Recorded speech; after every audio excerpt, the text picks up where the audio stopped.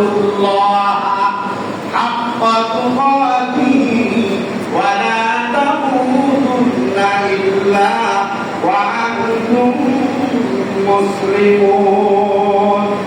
আল্লাহ রাব্বুল আলামিন তার ইমানদার বান্দাদেরকে ডাক দিয়ে বললেন, হে ইমানদারগণ, তোমরা আল্লাহকে যথাযথভাবে ভয় করো। আল্লাহ তাআলা কাদেরকে ডাক দিয়ে বললেন যে আল্লাহকে ভয় করো?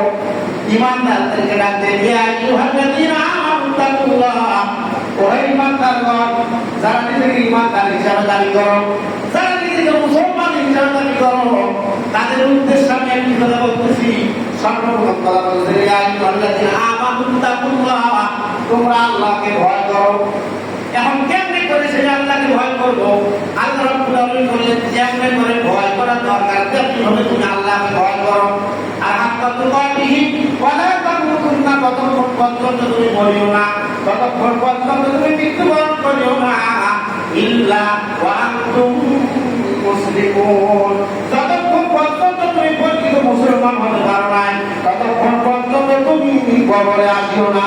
ঘোষণাকার আল্লাহ এই ঘোষণাকে দিয়ে দিলেন।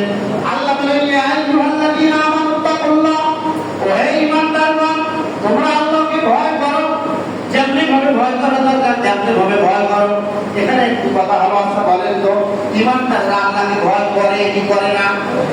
আল্লাহকে ভয় করার পরে আল্লাহর সমস্ত বিধানগুলো মানার পরে, আল্লাহর সমস্ত হুকুম মানার পরে ওই ব্যক্তি ঈমানদার হয়েছে। পরীক্ষা ছাড়া কি কেউ ঈমানদার হতে পারবে?